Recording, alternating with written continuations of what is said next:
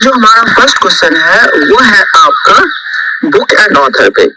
एक और हमारा बुक दिया हुआ है, दूसरी ओर ऑथर दिया हुआ है, एक और साहित्यिक कृति दी हुई है, दूसरी ओर उसके रचनाकार दिए हैं और इसको मैच करने के लिए बोला गया। तो यहाँ पे जो फर्स्ट जो हमारा है ऑप्शन बना है देवी चंद्रगुप्तम और बिल्हन। तो दोस्तों ये ऑप्शन हमारा क्या है, रॉन्ग है। देवी चंद्रगुप्तम जो है यह बुक जो है विशाख दत्त की बुक। विशाख दत्त जो है गुप्ता पीरियड के हुए हैं, जिन्होंने 3 इम्पोर्टेंट बुक लिखी है, जिसमें सबसे इम्पोर्टेंट है आपका देवी चंद्रगुप्तम, जो गुप्ता पीरियड को के बारे में जानने के लिए एक इम्पोर्टेंट सोर्स है। दूसरा बुक है मुद्रा राक्षस, जो मौर्य पीरियड को जानने के लिए महत्वपूर्ण सोर्स है। और तीसरी इम्पोर्टेंट बुक है आपका राघवानंद। तो दोस्तों जो आपके विशाख दत्त हैं, गुप्ता पीरियड के हैं, संस्कृत के बहुत बड़े नाटककार हैं। आप समझो कि कालिदास और भभूति जैसे उनके कैटेगरी में आप इनको रख सकते हैं, विशाख दत्त को। तो विशाख दत्त ने जो देवी चंद्रगुप्तम लिखा है, ये गुप्ता पीरियड है। देवी जो एक्चुअल में गुप्त शासक रामगुप्त की वाइफ है, लेकिन वो काफी अयोग्य है, इसीलिए देवी ने रामगुप्त के छोटे भाई चंद्रगुप्त द्वितीय, जो इतिहास में चंद्रगुप्त द्वितीय विक्रमादित्य के नाम से प्रसिद्ध हुए, उनके साथ उन्होंने विवाह किया। तो देवी और चंद्रगुप्त द्वितीय के विवाह के फलस्वरूप जो है प्रभावती नाम की कन्या का जन्म हुआ है, जिनका विवाह जो है बकाटक शासक रुद्रसेन से हुआ है। इसके कारण गुप्ता और जो है आपका बकाटक के बीच में एक अच्छा रिलेशनशिप हुआ। पॉलिटिकल पॉइंट ऑफ व्यू से ये रिलेशनशिप काफी इंपॉर्टेंट रहा है, जिसके कारण हम जानते हैं कि गुप्ता को अपने एम्पायर को एक्सटेंड करने में काफी मदद मिला। तो दोस्तों इस तरह से जब आप एक्सटेंसिवली और होलिस्टिकली चीजों को लेकर के चलेंगे, मेरा मानना है कि आप जो है कभी भी फैक्ट्स को मिस नहीं करेंगे। वहीं मुद्रा राक्षस मौर्य पीरियड के ऑरिजिन पे है और राघवानंद जो है ये भी आपका विशाख दत्त का ही बहुत ही इंपॉर्टेंट बुक है। तो यहाँ पे जो ऑप्शन इन्होंने बनाया है देवी चंद्रगुप्तम और बिल्हन, ये आंसर जो है आपका रॉन्ग है। अब आते हैं देवी चंद्रगुप्तम को तो आपने देख लिया, अब जो है इधर आपका बिल्हन दिया है। बिल्हन के बारे में भी एक इंफॉर्मेशन रखिए, जब भी आप प्रिपेयर करें प्रीवियस ईयर पेपर से अपने आप को टेस्ट लगाएं या उसके थ्रू अपने आप को एनरिच करने का कोशिश करें, तो उसके आसपास के सेक्शन को भी जरूर कंसीडर करने का कोशिश करें। अब जैसे यहाँ पे सेकंड जो है ऑप्शन है हमारा, वो है बिल्हन, यानी इसमें जो है देवी चंद्रगुप्तम के साथ बिल्हन को कनेक्ट किया। देवी चंद्रगुप्तम के बारे में आपने इंफॉर्मेशन ले लिया है, अब आपको इंफॉर्मेशन लेना है वो हमारा बिल्हन। तो बिल्हन जो है आपका 11वीं सेंचुरी एडी के हुए हैं, कश्मीर के हैं। और सबसे इंपॉर्टेंट चीज है, इन्होंने जो महत्वपूर्ण बुक लिखी है वो है आपका विक्रमांक देव चरित्र, और दूसरा है चौर पंचाशिका। तो विक्रमांक देव चरित्र और चौर पंचाशिका जो है इनकी बहुत ही इंपॉर्टेंट बुक है, जिसमें विक्रमांक देव चरित्र जो है ये कल्याणी के चालुक्य राजा विक्रमादित्य पंचम को इन्होंने डेडिकेट किया है ये इस बुक को। तो अब देखिए दोस्त, एक ही ऑप्शन का फर्स्ट ऑप्शन देखिए, लेकिन उसको प्रिपेयर करने का तरीका देखिए। बुक्स है, अगर बुक्स के ऑथर आप जो मैच कर रहे हैं, उस ऑथर के बारे में जरूर इंक्वायरी कीजिए, क्योंकि यूपीएससी का जो मोटिव है वो आप आसपास की चीजों को उससे कोरिलेट कर करके चीजों को किस तरह से आप कनेक्ट कर पा रहे हैं, किस तरह से चीजों को यूज कर पा रहे हैं, अप्लाई कर पा रहे हैं, इस तरह के माइंडसेट को आपको एक्चुअल में देखने का कोशिश कर रहा है सिविल सर्विस। इसलिए आज के डेट में क्वेश्चंस काफी लेंथी बनाया जा रहा है, जब तक आपको एग्जैक्ट कॉन्सेप्ट नहीं है आप क्वेश्चंस को अटेम्प्ट नहीं कर पा रहे होंगे। अब आते हैं सेकंड ऑप्शन है, वो हम्मीर महाकाव्य। ये नैचंद सूरी के साथ इन्होंने कनेक्ट किया है, ये आपका करेक्ट ऑप्शन है, क्योंकि हम्मीर महाकाव्य जो है नैचंद सूरी की ही बुक है। नैचंद सूरी 15वीं सेंचुरी का यानी 15वीं शताब्दी के जो है हुए हैं, और इन्होंने हम्मीर महाकाव्य जो है संस्कृत में लिखा है, बहुत ही प्रोमिनेंट बुक है। ये रणथंभौर के राजा हम्मीर देव को डेडिकेट किया हुआ है, और इस बुक में हम्मीर देव की जो है सैनिक अभियानों और अन्य अभियानों का या अन्य उपलब्धियों का इसमें एक्सप्लेन किया है उन्होंने। जैसे कि चौहान शासक के साथ संबंध कैसा था, चौहान शासक के साथ हुए युद्धों का वर्णन किया है, खिलजी डायनेस्टी, जलालुद्दीन खिलजी बेसिक और अलाउद्दीन खिलजी के बारे में इन्होंने बहुत ही अच्छा एक्सप्लेनेशन किया है आपका हमीर महाकाव्य में नैचंद सूरी। नैचंद सूरी के बारे में एक और भी चीज आपको जानना चाहिए। नैचंद सूरी जो है एक प्रोमिनेंट जो है राइटर है, जयसिंह सूरी उनके शिष्य रहे हैं, जयसिंह सूरी के शिष्य रहे हैं। और जयसिंह सूरी ने भी बहुत ही इंपॉर्टेंट एक बुक लिखा है जिसका नाम है कुमारपाल चरित्र। इसको भी सिविल सर्विस ने कहीं ना कहीं पूछा है। कहने का मतलब जब आप प्रीवियस ईयर का पेपर को प्रिपेयर करते हैं जरूर माइंड में रखिए कि किस तरह से हम चीजों को कनेक्ट करें, किस तरह से चीजों को कोरिलेट कर करके लेकर चलें, जिससे एक बेहतर आप जो है अपने प्रिपरेशन को एक बेहतर डायरेक्शन दे पाए। तो यहाँ पे जैसे आपने देखा हमीर महाकाव्य, एक ऑप्शन होता है हाँ ये सही है, चलो इतना सही आप काम निकालते नहीं, आप उसको उसके आसपास इंफॉर्मेशन को गैदर करने का जरूर कोशिश करें। और हमारा ये प्रयास रहेगा कि जैसे कि जितने भी आए हुए क्वेश्चन है या डिफरेंट कोचिंग के जो भी इंस्टीट्यूट के जो भी क्वेश्चन आए हुए हैं उसको हम आपको एक्सप्लेन करें ताकि आपको कम समय में मैक्सिमम बेनिफिट हो पाएगा। तो यहाँ पे आप नैचंद सूरी और हमीर महाकाव्य को आप देख रहे हैं। अब हमारा तीसरा ऑप्शन है मिलिंद पन्न को नागार्जुन के साथ कनेक्ट किया गया है। एक्चुअल में मिलिंद पन्न जो है ये बुक जो है एक कन्वर्सेशन है। मिलिंद पन्न जो है बुक एक पाली लिटरेचर है, एक कन्वर्सेशन है इंडो ग्रीक शासक नियंडर और नागसेन के बीच। नागसेन एक बहुत भिक्षु हुए हैं, सर्वस्वदीन जो है बौद्ध धर्म की बहुत प्रोमिनेंट शाखा हुई है सर्वस्वदीन, वहां उस शाखा से जुड़े हुए हैं आपका मिलिंद पन्न। तो मिलिंद पन्न जो है नागसेन और ये इंडो ग्रीक शासक नियंडर के बीच में एक कन्वर्सेशन है। नियंडर सवाल कर रहे हैं और नागसेन जो है उसका उत्तर दे रहे हैं। तो मिलिंद पन्न में आपको सवाल और जवाबों का कंपाइलेशन है। इस तरह से इसको डेकोरेट किया गया है। प्रेजेंट समय में मिलिंद पन्न जो है नागसेन भिक्षु सूत्र के नाम से मार्केट में अवेलेबल है। ठीक है, अब जो यहाँ पे आपको मैंने कहा कि इसके बारे में आप जानकारी लीजिए। अब यहाँ पे जैसे नागार्जुन को यहाँ पे लेके आया गया है ऑप्शंस के साथ, तो नागा अर्जुन जो है 150 AD के हैं, महायान शाखा से संबंधित है। इनके दो सिद्धांत बहुत ही प्रोमिनेंट है। एक सिद्धांत है आपका शून्यवाद, और जिसमें शून्यवाद और हम जानते हैं नागार्जुन को भारत का आइंस्टीन भी कहा गया है, थ्योरी ऑफ रिलेटिविटी। इस तरह के कॉन्सेप्ट को इन्होंने शून्यवाद के माध्यम से समझाने का कोशिश किया। और दूसरा इंपॉर्टेंट सूत्र है इनका, वो है माध्यमिक मार्ग या माध्यमिक कारिका। ये दो प्रोमिनेंट है इनके बुक। माध्यमिक मार्ग के माध्यम से मिडिल पाथ जो बुद्धिस्ट फिलॉसफी का एक इम्पोर्टेंट फिलॉसफी है उसको यहाँ पे क्या किया गया है, एक्सप्लेन किया गया है। तो माध्यमिक कारिका, शून्यवाद और प्रत्यक्ष समुत्पादवाद। तो प्रत्यक्ष समुत्पादवाद जो है बौद्ध धर्म का एक बहुत ही इम्पोर्टेंट बुक है, उसको भी नागार्जुन ने एक्सप्लेन किया है। प्रत्यक्ष समुत्पाद हृदय और एक प्रज्ञा परमिता शास्त्र, ये चार इंपॉर्टेंट बुक है जो नागार्जुन का है, जिसमें दो सिद्धांत शून्यवाद का सिद्धांत है और शून्यवाद सिद्धांत देने के कारण ही आपको नागार्जुन को भारत का आइंस्टीन भी कहा गया है। अब आते हैं नेक्स्ट ऑप्शन है नीति वाक्यामृत। नीति वाक्यामृत बेसिकली स्वयंदेव सूरी का बुक है।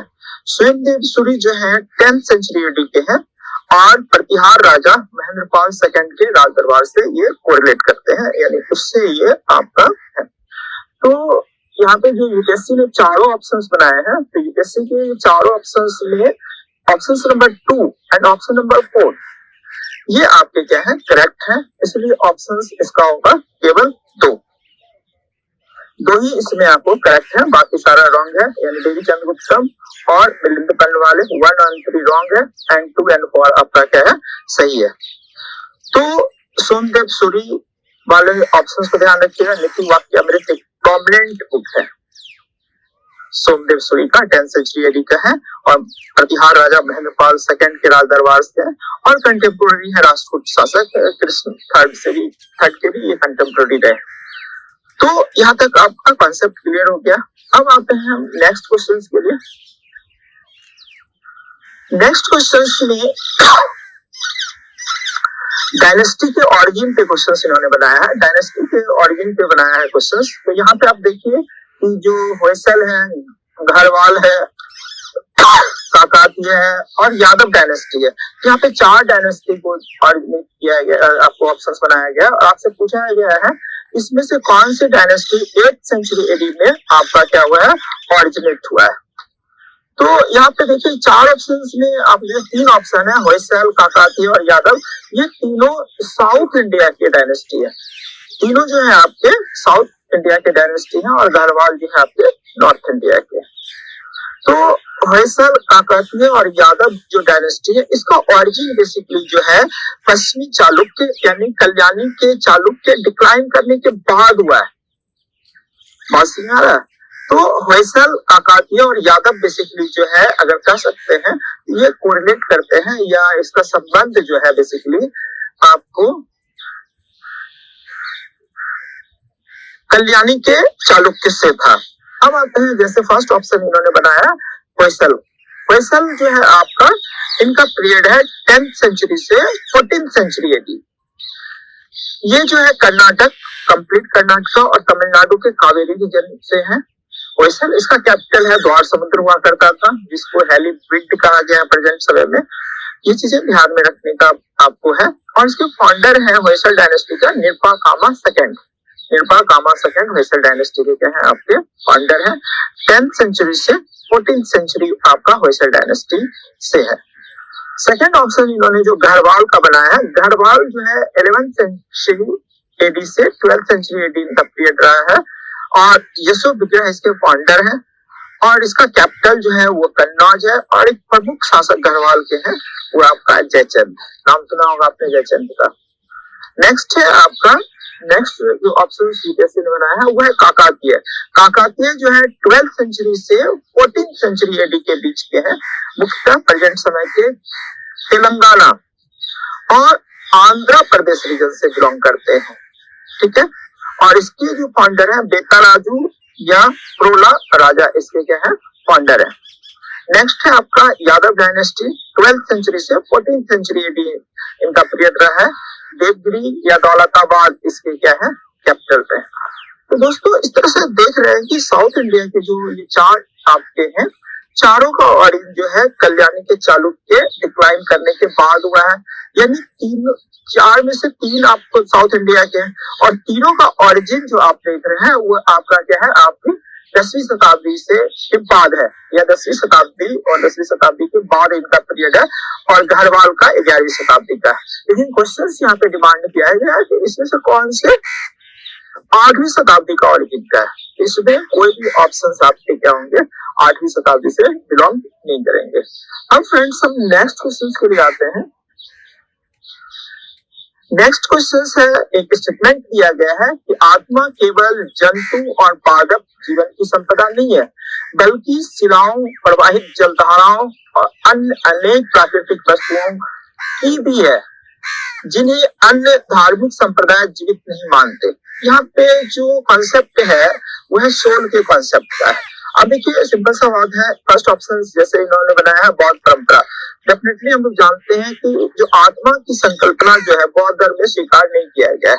There is no existence of soul का कॉन्सेप्ट जो है आपका बौद्ध धर्म में, इसलिए फर्स्ट ऑप्शन नहीं है बेसिकली। और बाकी आप देख रहे हैं जो जैन धर्म है, जैन धर्म का मानना है कि जो आत्मा जो है सजीव हो, निर्जीव हो, किसी भी रूप में हो, है ना, मेटेरियलिस्टिक के किसी भी रूप में हो, ठोस हो, द्रव्य हो, गैस हो, यानी किसी भी परंपरा, किसी भी फॉर्म में हो, पदार्थ की जो है, पदार्थ जो है, मैटर जो है, मैटर का कॉन्सेप्ट बेसिकली अणु परमाणु आप देख रहे हैं जैन धर्म से ये कोरिलेट करता है। तो इसलिए पदार्थ की जो संकल्पना है और पदार्थ में आत्मा के अस्तित्व की जो बात की गई है वो बेसिकली किधर की गई है, आपका जैन धर्म में किया गया है। इसका आंसर क्या हो जाएगा, आपका जैन धर्म। नेक्स्ट जो हम लोग है, नेक्स्ट क्वेश्चन हम लोग लेकर के आएंगे वो है मॉडर्न इंडिया बेस्ड है। इसमें आपको क्वेश्चन पूछा हुआ है, निम्नलिखित में से किस एक एक्ट द्वारा बंगाल के गवर्नर जनरल को भारत के गवर्नर जनरल के रूप में अभिव्यक्त किया गया है। अब फ्रेंड्स यहाँ पे आप बहुत इंपॉर्टेंट पॉइंट ध्यान रखिएगा, जैसे कि हम लोग जानते हैं कि ब्रिटिश भारत में आने के बाद भारत को 1764 के बक्सर के युद्ध के बाद एक पॉलिटिकल पावर के रूप में कन्वर्ट हो जाती है और 1773 के रेगुलेटिंग एक्ट के थ्रू भारत में क्या है, इन्होंने एक्ट लाया और भारत को गवर्न करने के लिए 3 प्रेसिडेंसी, बंगाल, बॉम्बे और मद्रास, इस तीनों प्रेसिडेंसी को कंट्रोल करने के लिए इन्होंने 1773 का एक्ट लेकर के आया और इस एक्ट के तहत जो है बंगाल के गवर्नर को बॉम्बे और मद्रास के ऊपर क्या किया गया, उसको पावर दे दिया गया। यानी यहाँ पे आप देखते हैं बंगाल के गवर्नर को एक तरह का सुप्रीमेसी दिया गया। फिर ये चीजें चलती रही और 1833 के चार्टर एक्ट में, जिसमें पावर को सेंट्रलाइज करने की बात की गई, पावर को सेंट्रलाइज किया गया, शक्ति का केंद्रीकरण किया गया और बंगाल के गवर्नर को जो है भारत के गवर्नर जनरल के रूप में परिभाषित किया गया। फिर हम आगे देखते हैं, जैसे ही 1857 का ग्रेट रिवोल्ट होता है और 1858 का जो एक्ट आता है, उस एक्ट के माध्यम से गवर्नर जनरल और भारत को भारत के वायसराय के रूप में इंडिकेट किया गया है। फिर 1935 तक वायसराय के रूप में जान रहे हैं। 1935 के गवर्नमेंट ऑफ इंडिया एक्ट में फिर से वायसराय को गवर्नर जनरल के रूप में कन्वर्ट कर दी गई है। टेक्नोलॉजी चेंज देखिए कैसे हो रहा है। 73 के रेगुलेटिंग एक्ट में गवर्नर वर्ड यूज किया गया, बंगाल का गवर्नर, मद्रास का गवर्नर, बम्बई का गवर्नर। 1883 के में आप देखते हैं कि गवर्नर जनरल ऑफ इंडिया का यूज किया गया। 1858 एक्ट में क्या किया गया, गवर्नर जनरल को वायसराय के रूप में लिया है।